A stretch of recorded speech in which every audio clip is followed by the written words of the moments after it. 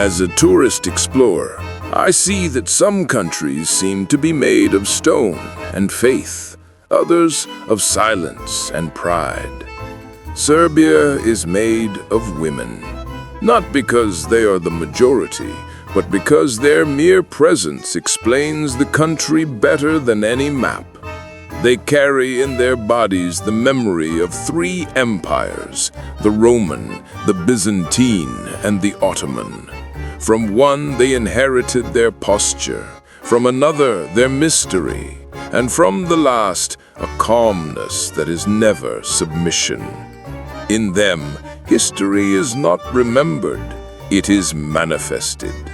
Every gesture seems to have centuries behind it. The way they look, the way they stand tall, the way they don't need to fill the air with words. That invisible education that time teaches when there is nothing left to lose. There is no extravagance, there is no seeking attention, only a balance between pride and restraint that seems to come from another century.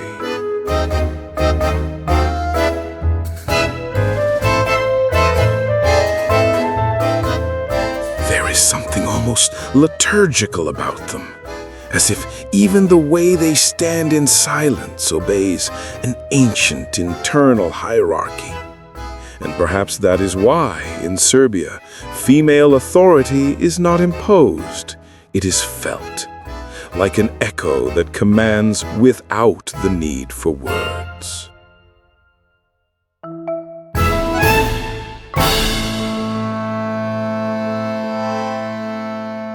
Solemnity here is not a learned gesture. It is the secret language of important things. There is more faith in the way a woman offers bread or adjusts a scarf than in a sermon. That way of moving, of bowing one's head slightly when passing in front of a church, does not come from habit, but from ancestral respect, as if every daily act were a small ceremony.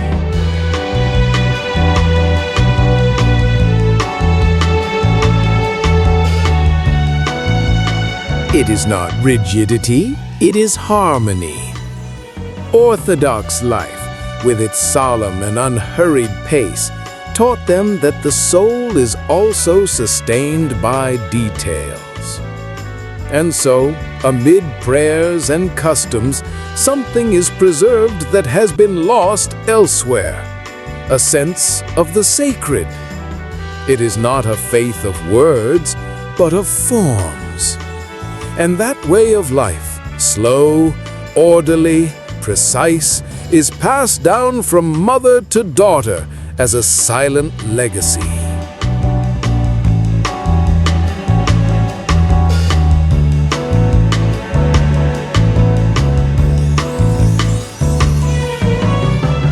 In Serbia, femininity needs no demonstration.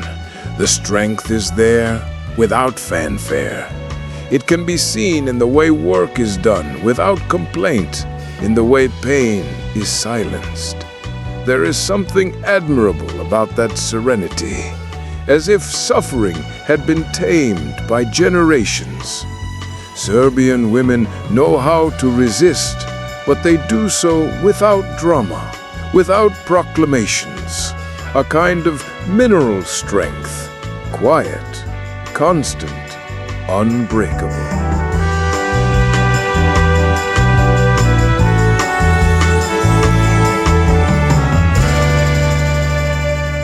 Sometimes when you see them, you understand that authority does not need noise.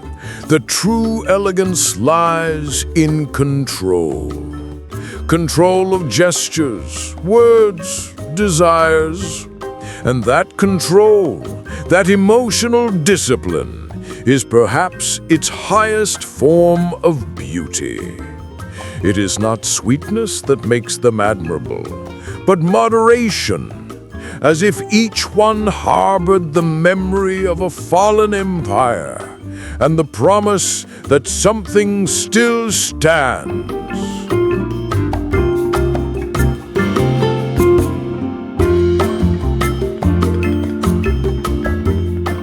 During Orthodox liturgies, women do not appear to be visitors. They are part of the temple. Their movements are slow, almost ritualistic. They cover their hair not out of obedience, but out of belonging. That ancestral gesture, so discreet, so serene, is a silent statement that beauty can exist without being shown, and that mystery, when cultivated, becomes a form of power. In them, the spiritual and the aesthetic are not separate. Elegance is not vanity, but a way of honoring what one believes. There is something deeply feminine in that ability to preserve form, even when the world changes its content.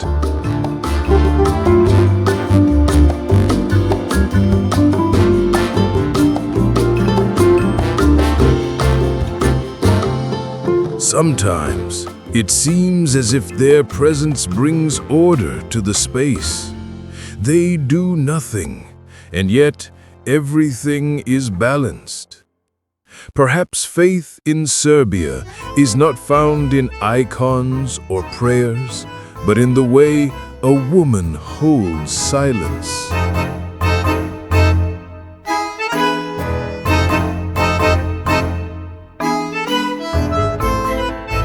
Serbia has no sea, but it has rivers that seem to contain everything.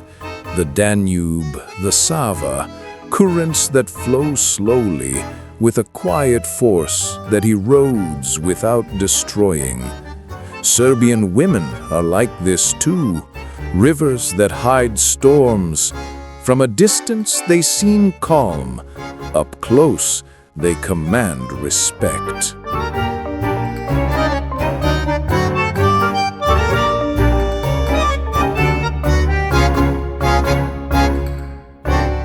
They do not seek to dominate, but they end up leading. Their serenity is not weakness, it is direction. Like water, which does not push, but arrives. There is a natural poetry in this coincidence between landscape and character. The geography here not only shapes the country, it imitates it. And if you observe closely enough, you come to understand that in Serbia, feminine strength is the invisible channel through which everything else flows.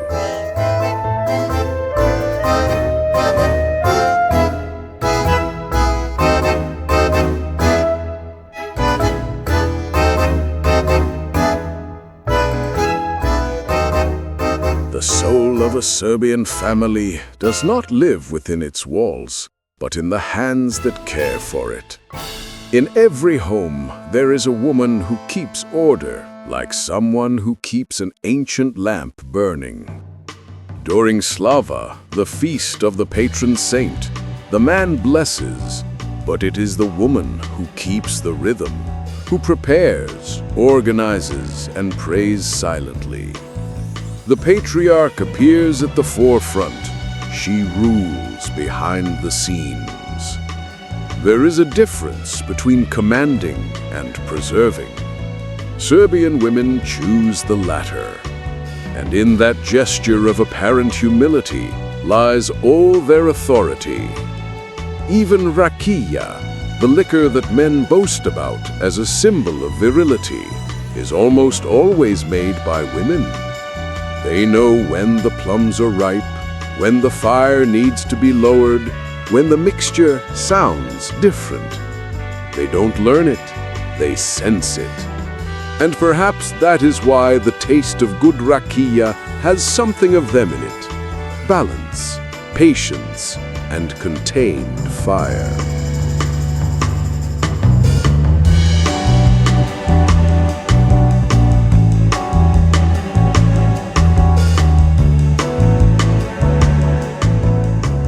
Serbia is a country of contrasts, but women manage to make those contrasts coexist without conflict. Between the countryside and the city, the old and the new, the spiritual and the pragmatic, they maintain balance. They don't seek to change the world, they keep it running. And that, in these times, is already a form of rebellion.